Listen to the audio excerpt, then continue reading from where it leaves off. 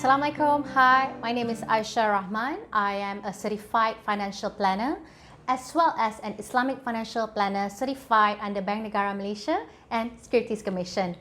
Today I'd like to talk to you about the moratorium announcement, which is causing a bit of uneasiness among Malaysians. Previously, Bank Negara and banks agreed that there will be 0% accrued interest for those who chose not to pay the installment from April to September. However, as at today, banks are now announcing and reaching out to their customers that there will be a minimal interest charge. Is this good news or is this bad news? It's good news if, number one, you are unemployed or you are having a pay cut. If you are servicing your loan, for example, I take a figure, 1,000 ringgit today, you save 1,000 ringgit times 6 months. And looking at interest rate for car and for personal loan, it could range from 2 to 3%. And this is the part where you got to do your homework and reach out to your bank. Your cost to save that 6,000 ringgit for 6 months is only 2 to 3%. By far, that is the lowest interest rate that you can get versus a personal loan, because I know that some of my clients are asking should they apply for a personal loan because they've got cash flow problem. Yeah lah, when you get a pay cut, right? I mean, you've got things to buy, for example, groceries, kids, milk, pampers, whatsoever.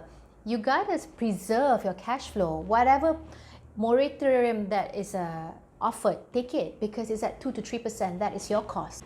Secondly, between taking that moratorium funds of that 6 months versus investing or paying debt, which one is more important? Now, if you are taking that 6,000 moratorium to invest, ask yourself, can you afford to do so? What will be the rate of return that you're going to get from the future investment? How long can you hold? So if you've got that 6,000 ringgit spare cash because you're not servicing your moratorium, your loan, your car loan or personal loan, take that 6,000 ringgit to pay off your credit card. Well, if you don't have credit card, good for you. But I know for a fact that a lot of people have credit card debt. Take that 6,000, pay off your credit card debt. Why do I say so and why I highly recommend for you to do so is because credit card interest is at 18%. This is my best friend. It's known as the financial consultant calculator, if you can see. Can you?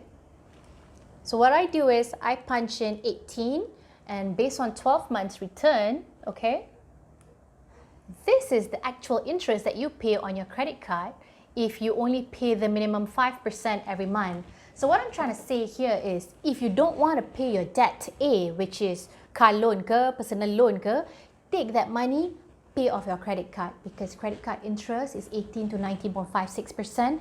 You tolak lah. You already saved 16% there. No brainer.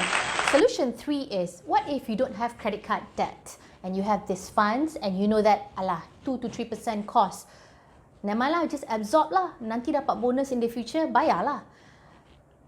Take that fund and invest. Enter the market right now, whether through offshore investment, unit trust, stocks. You've got the world at your feet right now and continue to monitor the market.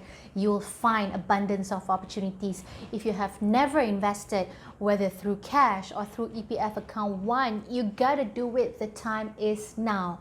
Opportunities are presenting itself to you. If you don't know how to read data, if you don't know how to translate the news to a layman version, reach out to planners like me, to anyone you know out there who could help you with that. Take action. Don't just sit by the sideline, whine and complain. Really, this is where you ought to rise, and this new normal will be towards your advantage only if you choose to take actions today. Last but not least, if you don't have debt, if you don't have cash flow problem, you can still afford to pay your bills, pay lah, kan? Then you save that interest. Whatever it is, do what is within your means, do what works best for you. You can have all these suggestions from other people, but at the end of the day, you are in the boat. That is your loan. So be responsible for whatever decisions that you are going to make. Ultimately, I would like to wish all of you selamat berpuasa. Thank you for listening to my first YouTube video. I've been putting this off for the longest time. I finally grew some balls overnight. Alright, Assalamualaikum. Take care.